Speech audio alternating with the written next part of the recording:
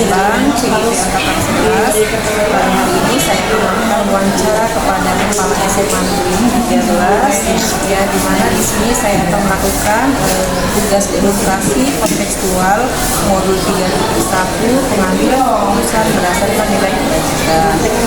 Baik Bapak, terima kasih. Apa kabarnya Bapak? Sama, alhamdulillah sehat. Hari ini saya mau wawancara ya Pak ya. Baik.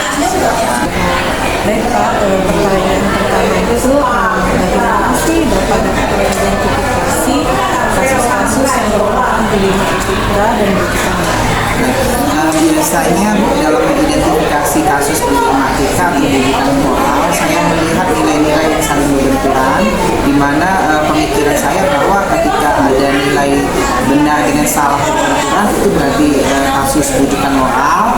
Tapi kalau terjadi antara nilai benar dengan benar yang saling berbenturan itu berarti kasus problematika. Begitu Pak ya, Pak. Kemudian bagaimana Bapak dapat menjalankan pengambilan keputusan di sekolah, terutama untuk kasus-kasus di mana dua kepentingan yang sama, kemudian sama benar atau sama-sama menilai. Biasanya kalau saya dalam mengambil keputusan ini, saya melibatkan tim, di mana tim itu ada prosedur tersendiri dalam menghasilkan keputusan yang baik dan benar. Jadi kita melihat dari fakta-fakta yang ada, menggali dari si pelaku maupun yang korban. Dari hasil itu lalu kita kaitkan dengan regulasi, kita kompromikan bersama, sehingga nanti baru kita kaitkan dengan prosedur-prosedur pengambilan keputusan sehingga keputusan itu bisa dapat kita ambil. Ya, berarti harus bekerja tim dulu. Betul. Oke Pak. Kemudian kira-kira langkah-langkah untuk prosedur seperti yang biasa Bapak lakukan selama ini itu seperti apa?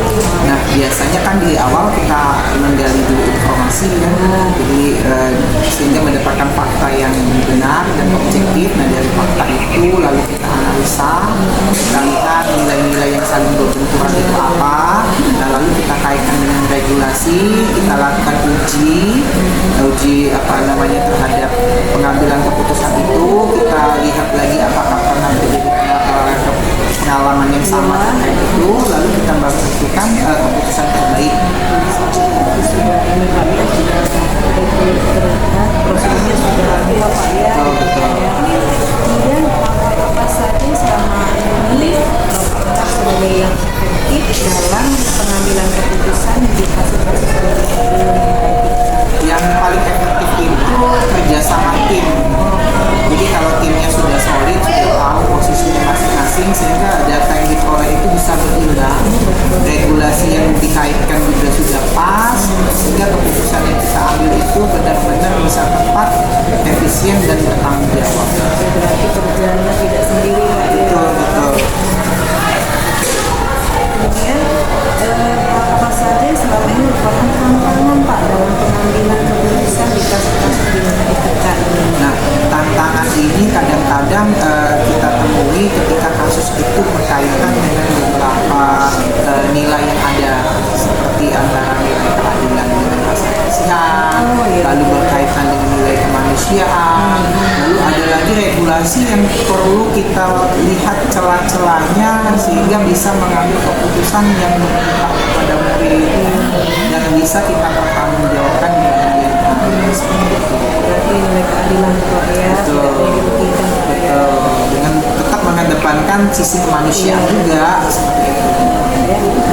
Kemudian apakah pada saat kita menghadapi sebuah problema tersebut, jadwal ditentukan dalam sebuah penyelesaian kasus tersebut ya Pak ya? Apakah harus langsung menyelesaikannya atau butuh beberapa waktu untuk jadwal penyelesaiannya? Kalau dibilang jadwal, karena kasus ini kan tidak bisa kita prediksi ya, terutama tingkat kompleksitasnya juga kita belum tahu. Nah, jadi terkadang kalau suatu hal yang pelik, jadi kita butuh gerak cepat untuk kita laksanakan, untuk kita bedah, untuk kita cari solusi terbaiknya. Karena hal-hal yang seperti ini kalau dibiarkan bisa menjalar kemana-mana. Berarti kalau misalnya ada prosedurnya Pak ya? Tentu harus ada prosedur, makanya kita membentuk tim khusus. Ketika terjadi masalah seperti ini kita sudah tidak kaget lagi. Setuju saya. Kemudian apakah faktor-faktor yang bisa mempermudah atau membantu dalam pengambilan keputusan itu di kasus BPK ini? Yang mempermudah saya dalam mengambil keputusan itu tentu tim-tim yang bekerja, karena kesulitan tim dalam melakukan analisa berdasarkan data-data yang diperoleh, lalu berdasarkan regulasi yang sudah ada, itu tentu sangat membantu ketika mengambil keputusan yang tepat dan bertanggung jawab. Betul sekali. Kemudian yang terakhir Pak ya, pembelajaran yang dapat dipetik dari pengalaman keputusan dinamasikan seperti apa? Kalau dari pengalaman yang saya dapatkan itu pentingnya kolaborasi, karena kita tidak bisa menilai sesuatu dari satu sudut pandang saja.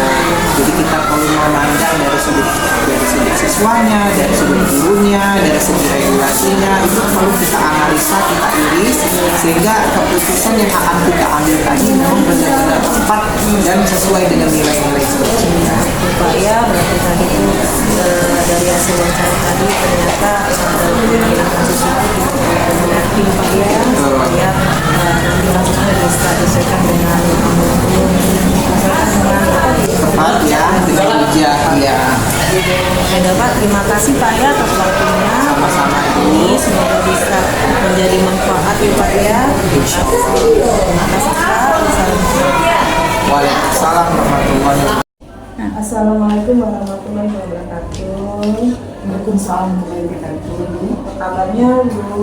Alhamdulillah sehat. Terima kasih Bu ya, hari ini dikasih waktu untuk wawancara dengan Ibu tentang kasus menjadi IPK yang merupakan tugas kami ya. Baik Bu, bagaimana Ibu dapat mengidentifikasi kasus-kasus yang merupakan BDP? Yaitu dengan mencari informasi atau masukan dari siswa atau guru yang mana kasus tersebut kadang seringkali merugikan bagi siswa sehingga menjadi fokus kita itu. Gitu ya, berarti clear ya.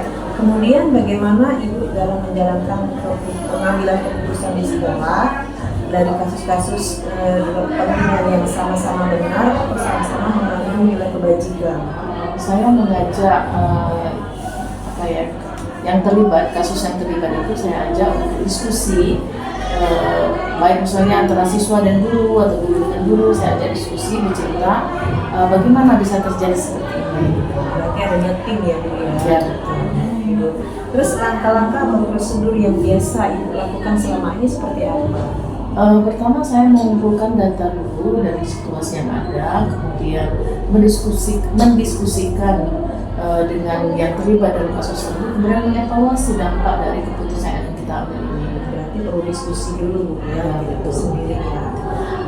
Terus hal yang dianggap efektif dalam pengambilan keputusan pada kasus-kasus informatika ini seperti apa? Kita mendorong siswa untuk terlibat langsung dalam pengambilan keputusan yang sangat membantu. Jadi di sini untuk memperkaya kita. Jadi kita kepengen pendapat dari siswa apa yang kalian inginkan gitu. Berarti kita berkembang dari siswa juga Iya, ya. sehingga memperkaya wacana di diri kita tentang untuk menentukan keputusan itu baik atau tidak.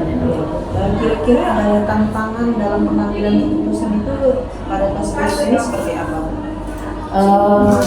Tantangan itu karena kurangnya informasi yang kita dapat, sehingga pengambilan keputusan kita ambil itu tidak akurat.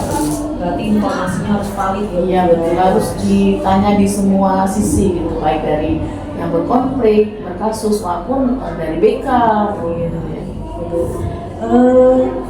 Kira-kira untuk tata atau jadwal yang pada kasus ini jadwal itu perlu ada terus dalam penyelesaiannya, kemudian ada tempatnya atau misalnya prosedurnya yang harus dilakukan seperti apa jadwal gitu. Tergantung kasusnya Bu, gitu ya. Jadi kalau dia bersifat sudah aturan, gitu, misalnya terjadi perkelahian atau apa, maka ada mekanisme di dalam penyelesaiannya itu kan, melalui dewan kelas dulu, kemudian ke BK, baru dari Pak sekolah. Itu kalau bersifat aturan. Tapi kalau misalnya kasusnya itu bersifat di luar aturan yang ada, itu bisa terjadi sewaktu-waktu dan tidak bisa terjadwal gitu.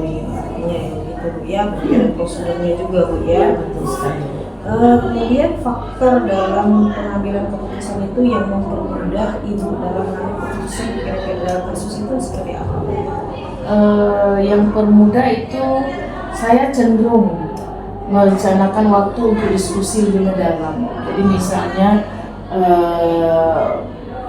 khusus misalnya dengan kesiswaan, saya akan panggil, saya akan lihat bagaimana kasus yang kemarin, apakah sudah selesai, terus kemungkinan ada nggak kasus-kasus baru yang bisa kita perbaiki ke depan, sehingga nanti kalau kita mengambil keputusan itu bisa akurat. Ya, kemudian terakhir Bu ya, pembelajaran apa yang didapat dari kasus-kasus yang pada saat pengambilan keputusan itu? Bahwa kita dalam melakukan suatu keputusan itu tidak ada yang sempurna ya, jadi butuh proses.